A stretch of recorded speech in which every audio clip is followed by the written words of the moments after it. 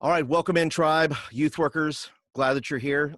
This is a super important day today because I am meeting with not just any. I mean, listen, those of you that listened in the podcast intro, you know what I'm about to say. But those of you that are watching via YouTube, my special guest today, she is all kinds of things. First of all, she's my friend, but she is also an attorney, an advisor with the federal government. She is a graduate of the University of Alabama. Roll uh, Tide. Roll Tide. Graduated summa cum laude with BA in Communications and Broadcast News. So she understands that world.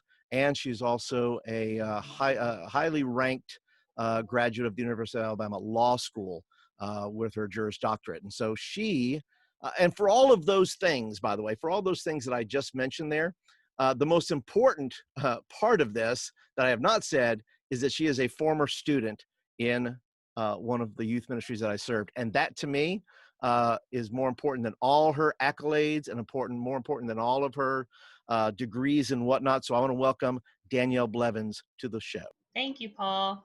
So glad to be here. I'm glad that you are here because there's really nobody else that I'm going to trust in this conversation.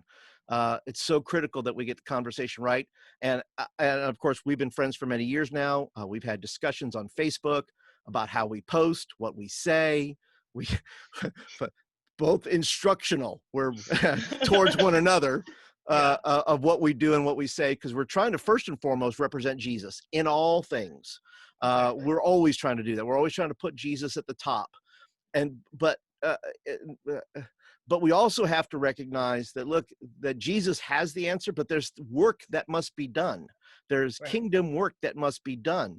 When we talk about, George Floyd, or we talk about Ahmaud Arbery, once again, that's why I have you on here, Danielle, is to help me. Clearly, I'm a middle-aged white man who knows zero. Okay. And so you're here to help me and help other youth workers that are listening and watching to understand the world that we're living in.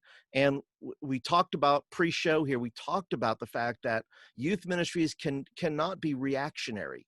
It can't be, oh my goodness, here's another thing. It can't be just a bunch of talking points to get back to whatever's normal or to do those things. It has to be part of the DNA. It has to be part of the fabric of the culture of how one responds when these things happen. I'm grateful, at least in the last youth ministry I served. And I don't. You'd have to refresh my memory as to whether I did anything like this within the youth ministry that I served where you were there. But I made sure that when something happened in the news, something like this, I don't care if it was a natural disaster or if it was a massive injustice, I tried to make sure that we stopped regular programming to make sure we focused on something that was going to be real here. It wasn't like, hey, we just need to get on with the program. It's like, hello, stop. Everybody, let's stop and let's focus and dial in to what's happening here. And youth workers need to do a better job of not getting on with the program. So, and that's why, I have you here today, is because I want you to, because you have youth ministry experience, you're an attorney, you're a fabulous young lady, and you're a person of color. That you have a wealth of wisdom to teach me. This is teaching me first. This is me first. Youth workers that are listening, you get the benefit of my education right now. Okay, this is the deal. They get to listen in on you teach me on how to be better at recognizing and responding to injustices in our world. So let's go ahead and start with just the basic question. And I think it always starts with leadership, right? Everything lands on the youth pastor's desk. They are the leaders. So and once again, feel free to have any opening comments. I know you're a lawyer, so you can have, if you would like any opening remarks, as they say, you can feel free to do that before answering the question. So my question will be: is what youth pastors do internally to create more empathetic behavior, more empathetic believers, what should youth pastors do individually to be the example to students of what justice and racial equality look like? So I think I'm going to go ahead and just answer the question, and without kind of no opening statements Okay. prepared on that. But Sure.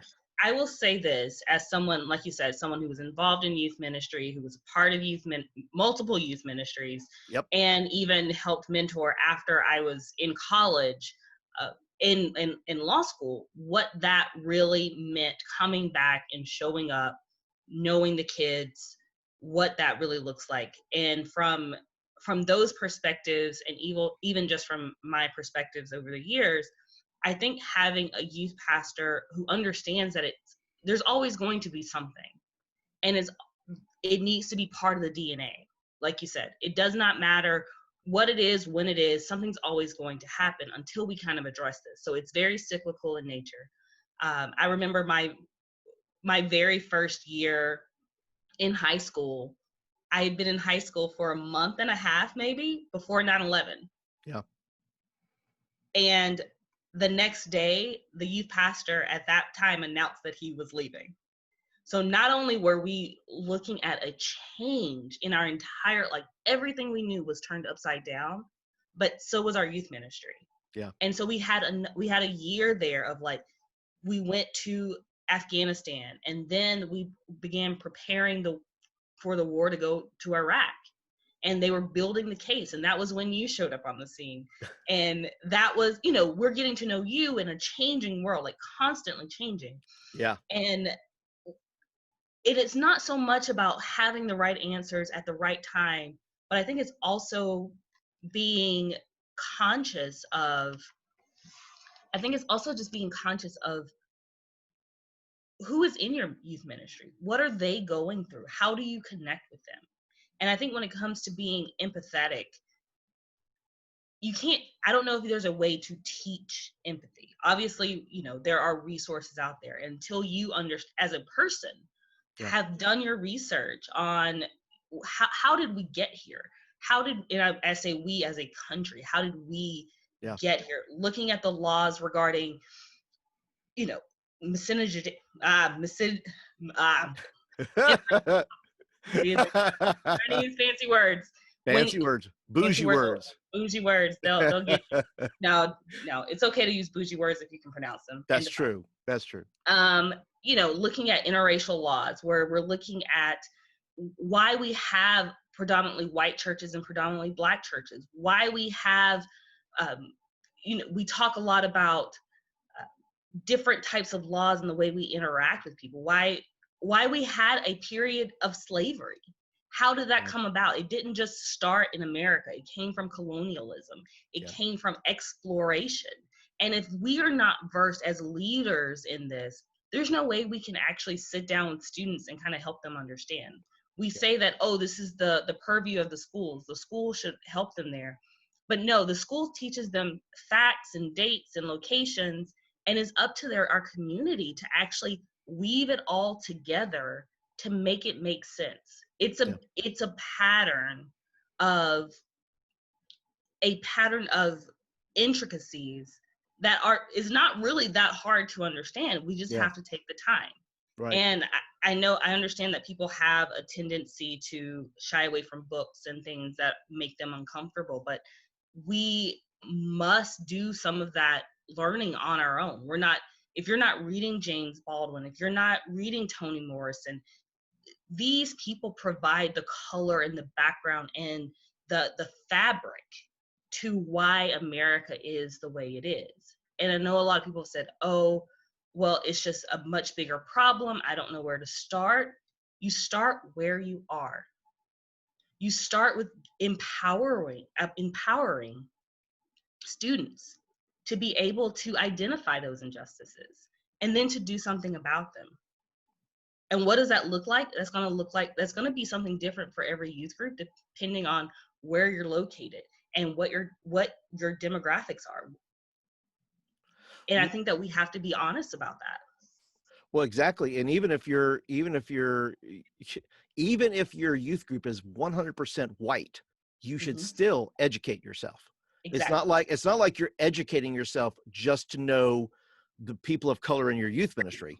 You're Mhm. educating yourself for issues beyond your church walls Mhm. that are happening there. And we're going to Danielle's. We'll have um, a list of books down in the description box down there and in the show notes. So for those that are listening, so if you want to start reading, Mhm. we're going to have those links for you to be able to get a hold of those books, because that's number one I hear, is that youth pastors have to educate themselves.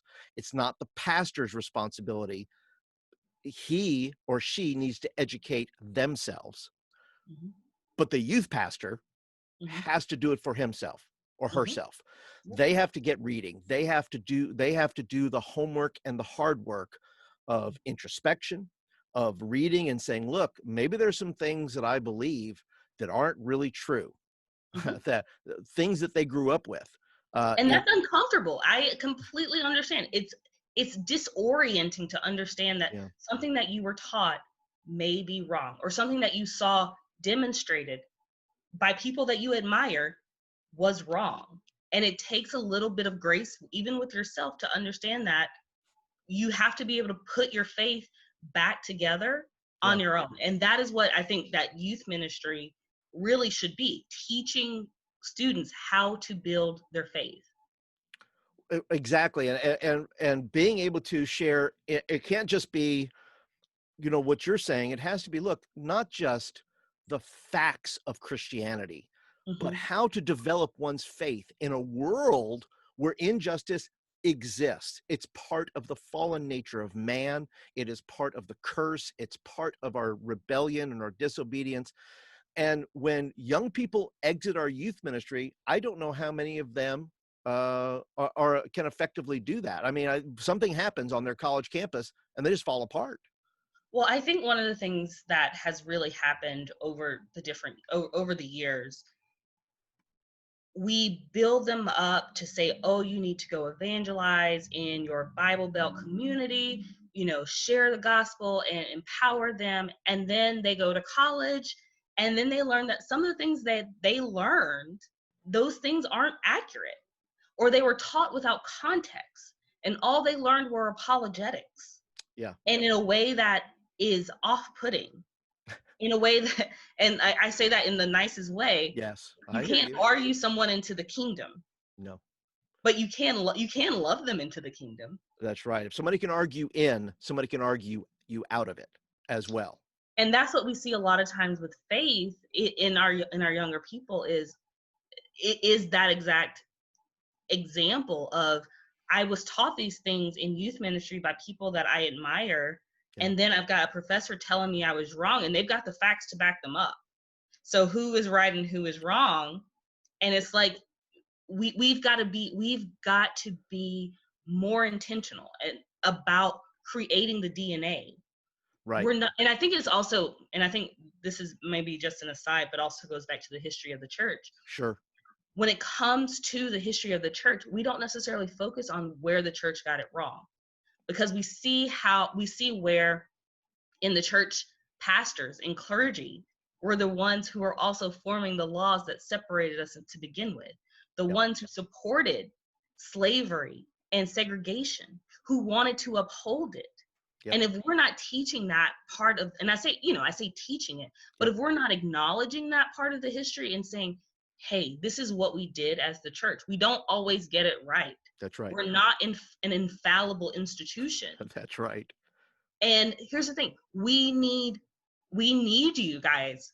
We need your voices here to be with us and to join us in this, because you see what happens when you have like the strong preacher leader. Yeah. He's also human. They're also susceptible to mistakes. Yes. And the thing is, when you're leading and you have a core conviction that's shared among you guys, that is dedicated to doing justice, Yep. you're more likely going to end up on the side of doing justice than doing injustice. Right. And you bring up very, very good points as far as the apologetics. We teach kids to answer questions that somehow have this formula of answering questions, right?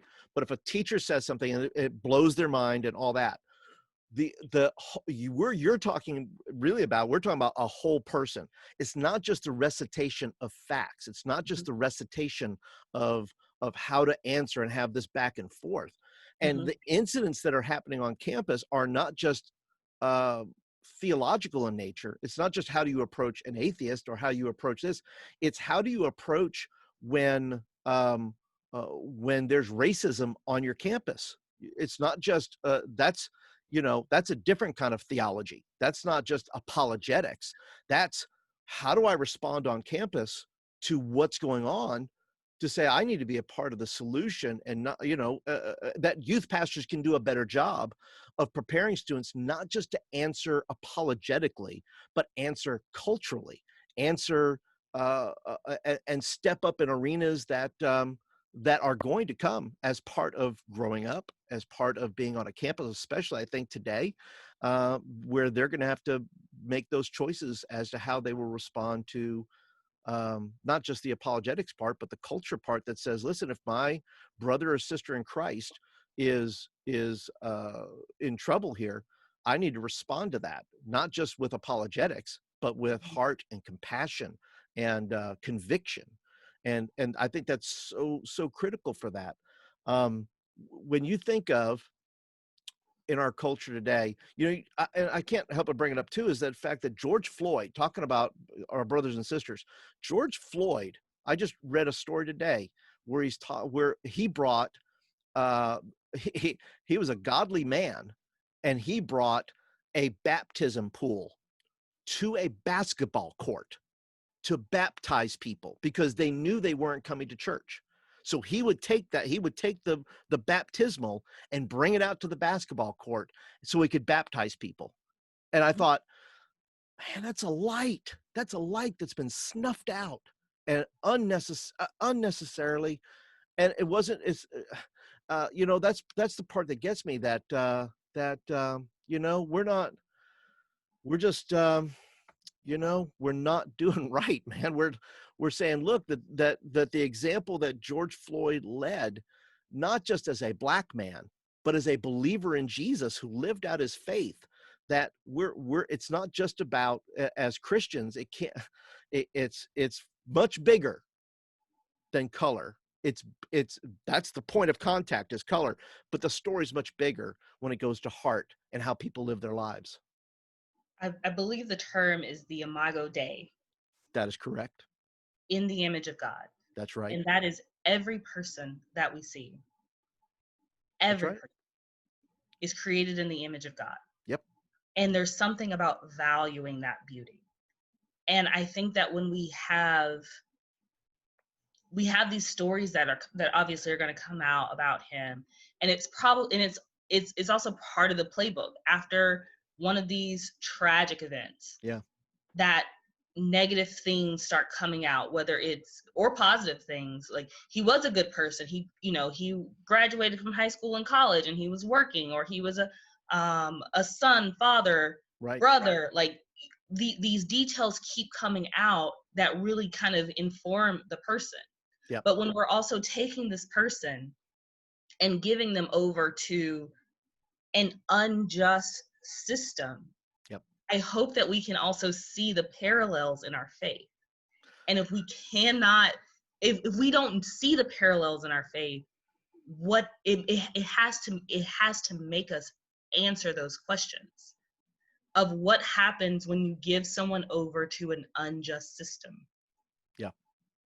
Yeah, you're absolutely correct. And we have to be aware as youth workers. I was said this when I posted the other day, and I asked you for advice about what I was going to post, and I wanted to say it correctly, and I wanted to say it that if this had happened, if something had happened to you or any other student of color in any youth ministry I've led, I would be so outraged. I don't know what I would do, but I'd say this, that if we're going to be outraged, if we were going to be outraged when that happens, then we need to be outraged when it happens to anybody.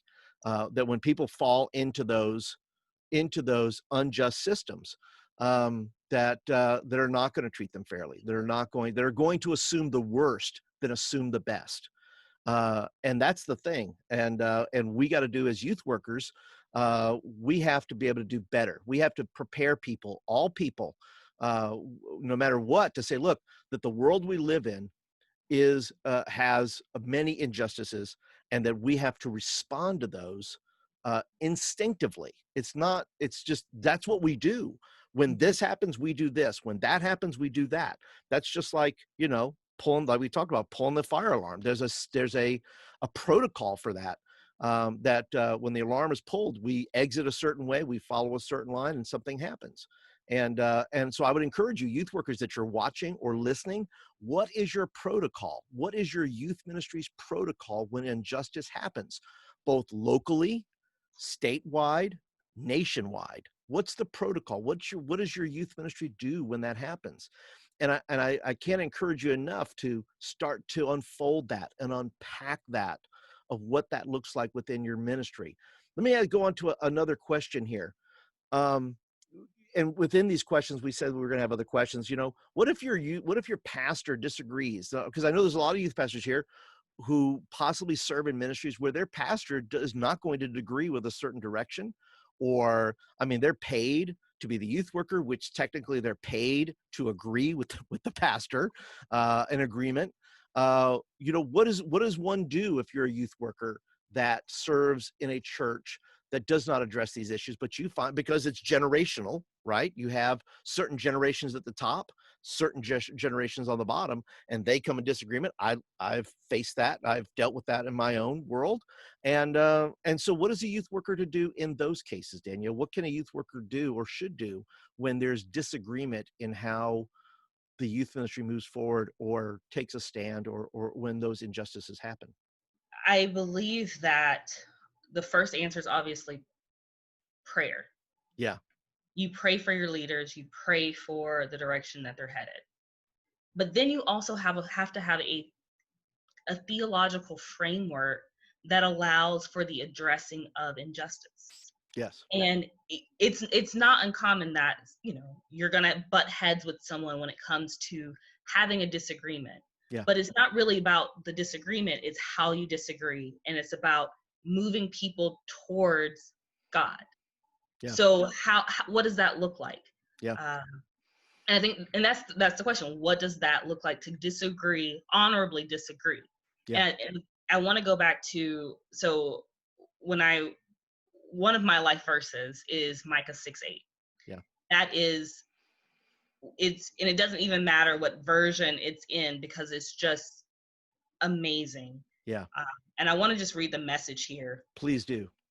It says, but he has made it plain how to live, what to do, what God is looking for in men and women. It's quite simple. Do what is fair and just to your neighbor. Be compassionate and loyal in your love, and don't take yourself too seriously. Take God seriously. And if that is the framework, Yeah. no matter what direction we're headed, we can bring more people along with us. But if it's very much, they were wrong, or they should have just done what they were told, or they shouldn't have struggled, that doesn't get us to where we have police officers on the street acting as judge, jury, and executioner. That's right. That's not their role. That's right. And it doesn't even matter anything else. That was the situation in which a lot of times we've seen people act, regardless if there's a badge or not. And I know we're supposed to, Romans 13 says, Right. Respect your authorities. Yes, but Yep. your authorities can also be wrong. That's correct. And the authorities derive their power from the consent of the governed, at least Right. in America anyway. That's correct. So, That is correct. So with that's how we engage our communities. We can, there are lawyers who are paid to litigate this, and they will litigate this on multiple levels. Sure. But as the church, we are the ones who need to lead. We're the ones who have the Holy Spirit. Yeah. And if we have the Holy Spirit and still can't lead, why would anyone want that? That's right. Because at the end of the day, it's all about giving glory to God. That's right. And our actions, who we're supporting, how we're bringing people along, is that giving glory and honor to God? Right. Justice Keeping glorifies God. it does. And Justice glorifies God. injustice, conversely, does not. That's correct. You got it. It's exactly correct. And And I think that, sorry, no, you go ahead. and also when we're dealing with obviously authorities, obviously, yes, we want to be respectful and we want to be in a way that is, you know, we support going in this direction and we want to be inclusive. But that can't also be to the detriment of people who are hurting and Yeah, unseen, broken, marginalized, that's right. because those are the people that Jesus went after. That's right. And if we're followers of Jesus, those are the same people that we should be going after. That's right. My pastor said this morning, and he said it several times, but I think he sums it up this way: it is the responsibility of the majority to welcome the minority. It's a responsibility, and if we have a youth ministry, we have a responsibility to those who are, like you said, marginalized, those who are on the outside. It's our responsibility of the majority to say, welcome in, welcome to the kingdom.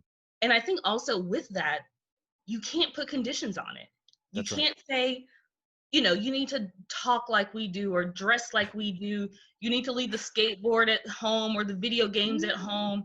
You need to My you need to Lord. conform to us and then we'll accept you. No, Oh, no, no. no.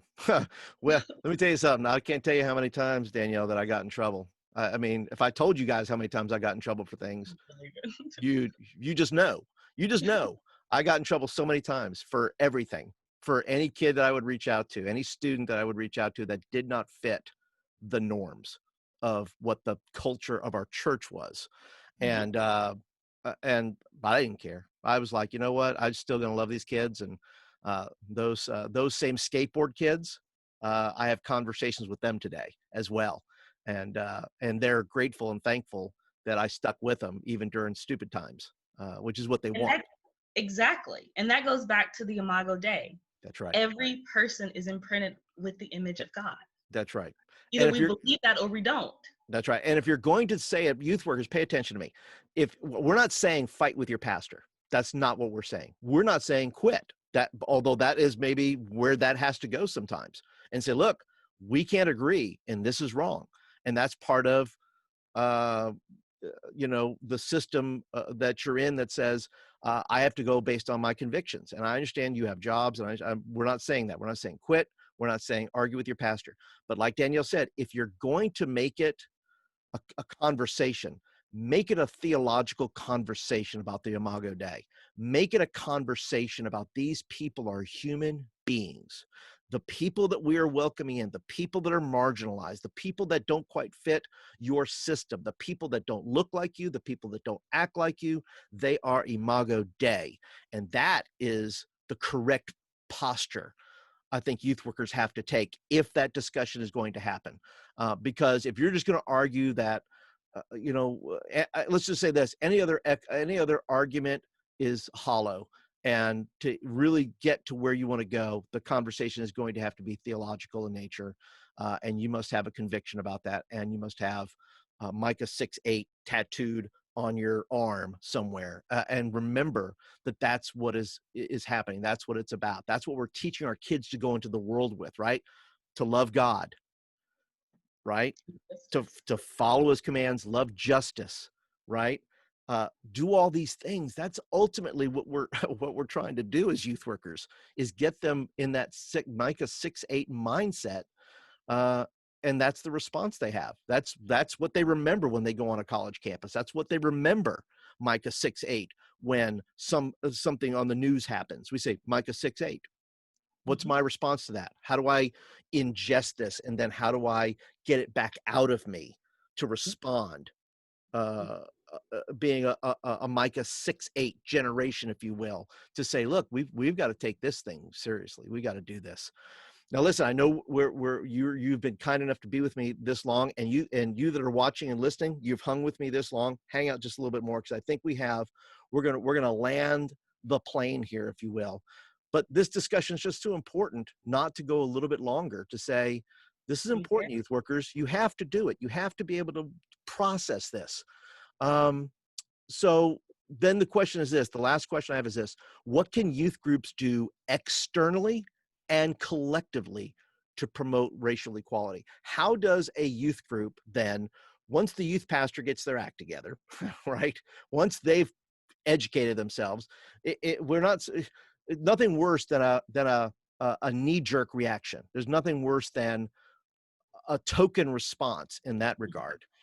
It may make you feel better, but it doesn't do anything for the whole process. I don't think. You can Mhm. correct me No, it's if very I'm wrong.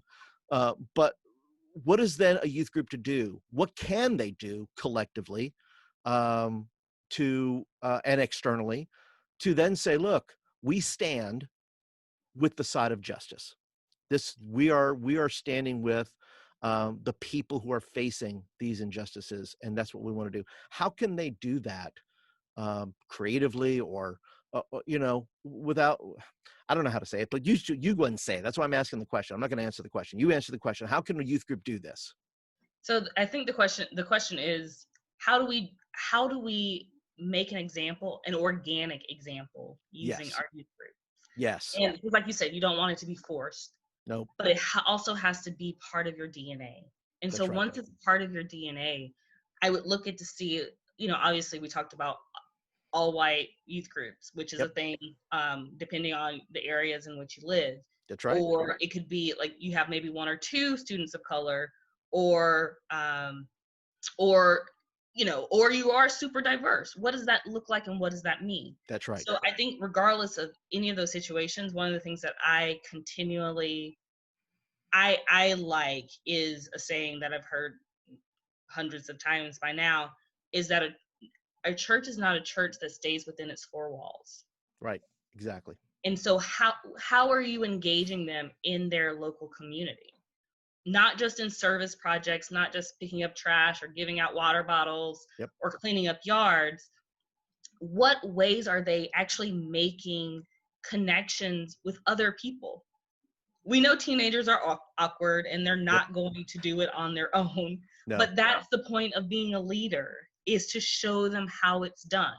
So that way, when they're no longer in your youth group and they're on their college campus, or they're in their workplace as a young adult, they know how to make a connection with another person. How That's do you right. start a conversation with someone who looks different or thinks differently or talks differently or is from a different place, without without necessarily stepping on toes, without being offensive? Yeah. And the thing is, that's where they need you to, like, lead as a youth leader, to lead and model that. Like, Yeah. they may not have that model at home with their parents. And so you might be the only adult model that they see in an organic environment, where it's like, why are these kids out here in my yard? Or why are these kids bagging my groceries at the grocery store? That's right. What does that mean? What does that look like? And I think that, what does it mean to make a genuine connection? Are we like having dinners That's with, a great idea. like, I think, like, I've heard a lot of youth groups of, like, they're just setting up dinners of, like, you bring, like, potluck dinners of bringing things to different people's houses if they can do that, or even at the church, of like, hey, just come if you want a meal, like, we're here, like, let's talk, let's do something organic, Yeah. and, like, just talk and connect. Right. Do it in your local park, right? Don't do it at your church. Do it at your park. Go down to the park and just say, look, everybody's bringing food, and just put it out there on social or whatever you want to do. Say, hey, come get something to eat. We want to meet our neighbors, right? What you're saying is, look, you've got to know your community. And sadly, churches have built walls around their churches to keep out People. the wrong kind of people, whoever those people are, right? And instead, they need to go down to the park and put out a meal out there and just say, look, we want to know our neighbors. Have a barbecue, have a free barbecue, right? Just go down and cook a bunch of chickens up, or pork butts or whatever, and say, look, we're inviting the neighborhood. Come. Mhm. We just want to meet you. You don't have to come to our church. There's not going to be a message. There's not going to be anything. We just want to get to know our neighbors. And that's the fear that diminishes the fear that people would have, that says, oh, well, they're so different than me. I won't know how to connect with them. Well, listen, if you're Imago Dei, certainly, if there are people are in the image of God, you share that. Hmm. You have that in common. That's the And food. common thing. I And it's mean, it's food. food. It's food. People, everyone has to eat. Who doesn't like barbecue? If you don't, I can't help you. I can't help you if you don't like barbecue. Listen to me. But you say right, it's exactly it. A meal around the table. What did Jesus do with his disciples? Had a meal around the table, had Mhm. conversations Yeah, multiple times, not just Passover, but around tables. Jesus was invited to parties where he sat with other people, not like himself, right? They tax were different. collectors, uh, people who were, I guess we're gonna just say it, whores. People who were, they Good were word. friendly. Um, Friendly. That's you right. know, Oh um, no. you know, those were the people that Jesus hung out with, and they weren't popular, Nope. but they were part of society. That's exactly right. And That's so, exactly right. if we can't, if we can't create something in our society, in our communities, in our neighborhoods to bring people out of their houses. Like, we have so many devices. I'm looking at 4 of them right now in front of me. Yep. And like, we've got to be able to connect with people, and right. And they need to see that. As teenagers, they need to see, like, Right. yes, it's possible to connect with people. You don't have to have 1,000 followers or 1,000,000 followers or whatever Nope. to make an impact.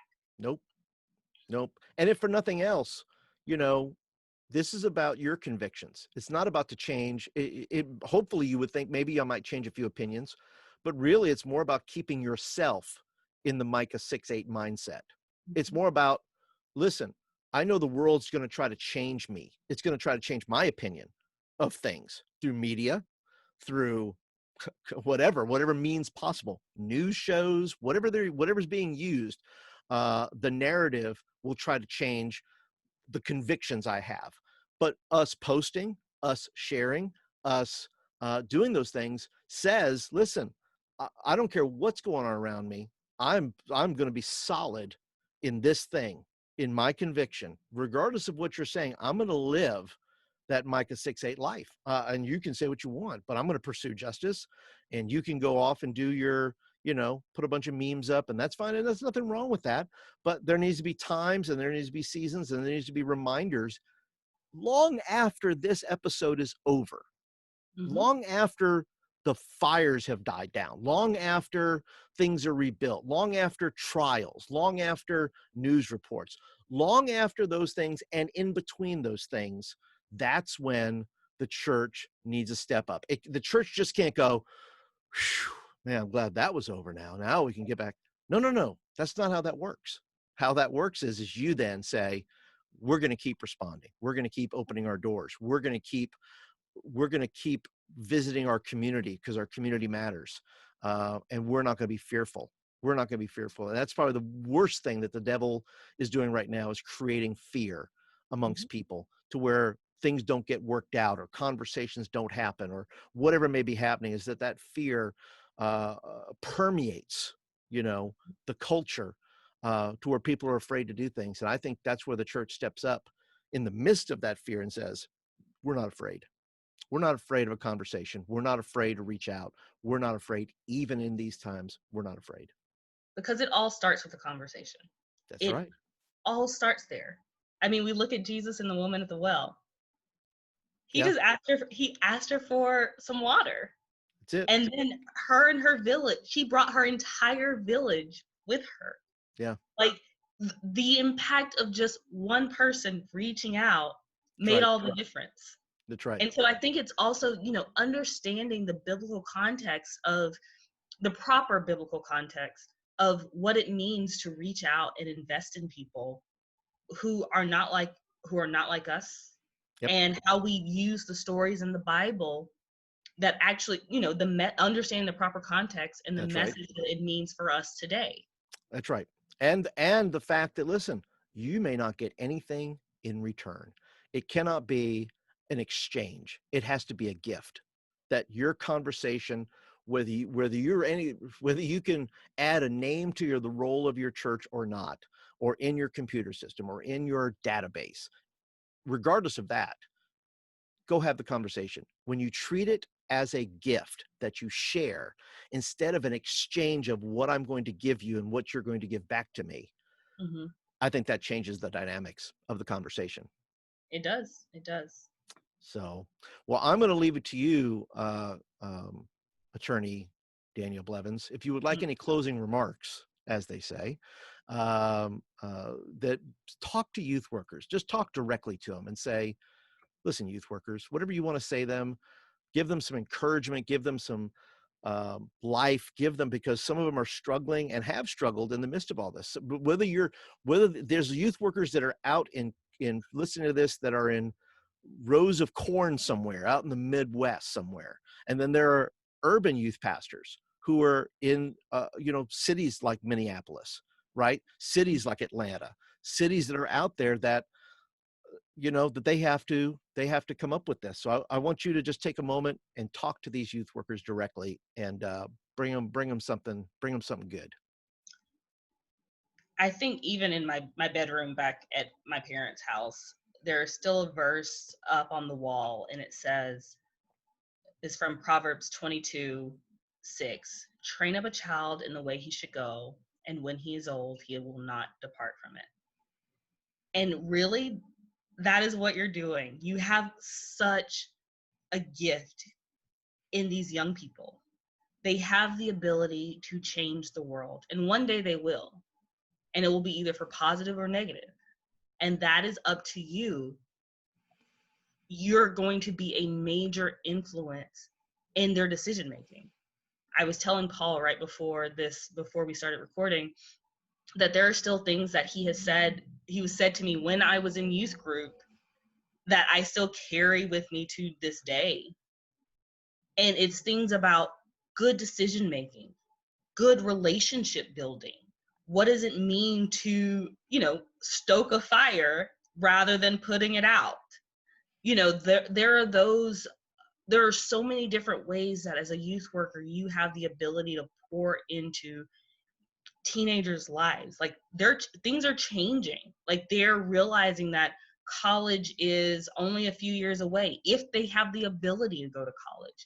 With you've got crippling higher education debt, and with no way as of right now how people are going to pay it off without a massive scholarship. And so you've got financial woes, and you've got people who are like, I may not I only get a meal at school. And so you've got like so many different things happening. They're like, oh, I need to work in the family business to keep the family business alive. I don't have time for church, or I don't have time for higher education. I only have to go out and get a job. We're still making decisions, and they need a proper framework to say, oh, I realize that stealing from my boss is wrong, and or stealing resources from my boss is wrong. Yep. They need that framework and that guidance from you guys on how to treat people fairly. Just because they were given a raw deal doesn't mean that they can in turn give someone else a raw deal, because we're called as Christians to be better than that. Christ has called us from the mire and the clay. And Mm. all I can say on that is, I applaud you guys, because dealing with teenagers is hard. We are, and I say I'm well out of my teens and 20s. But I remember what it was like to be, to have acne and to be unsure of whether or not this guy liked me or not, or how do I get my parents to let me stay out past 9:30? Those are the things that we're dealing with. And then on top of it, we see constant images of people who are Black and brown being locked up in cages. We see kids being torn away from their parents, kids living in fear. That's And right. how are you going to address that? And Eh, I think that those are the questions that we have to continually like wrestle with and learn and be educated about. One of a friend of mine reached out, and I was like, look, like these are some resources that I would give you. And she's like, yes, thank you. I appreciate that. I'm sorry you're having to do this. And my response to her was, look, we all have to do the work, but sometimes the curriculum is a little different. Yeah. Yep. You're right. And that's where youth workers are at right now. They're going to have to figure out what they're going to talk about next. I mean, they're gonna have to figure out the message. What is the message that you're going to present to your kids post? You can't ignore it. You shouldn't ignore it. And it may not be your whole message, but somewhere in your service, you need to have an address of this to say, look, whether that's just a time of prayer, a time of intercession, a time to let kids stand up and talk and let them Mhm, share their heart. How mhm. does this make you feel? Yep. I mean, to me, that's the better way. And remember, youth workers, your kids are going to grow up to be bosses. They're going to grow up to be police officers. You Mhm, know what? They're going to grow up to be attorneys as well. And when they do, you want them to be Micah 6:8 people. You want them to be people who are rooting for justice and actively pursuing it on behalf of others. Danielle Blevins, thank you so much for your time today. Thank you, Paul. You're the best. All right. If you are watching, please hit that subscribe button and you'll get videos like this in your inbox on a regular basis. If you're listening, go on over to iTunes and go ahead and hit that subscribe button as well as leave a review and some stars. I'd appreciate that very much. So that's it for today, guys. We'll catch you guys on another episode of the Youth Ministry in Motion podcast.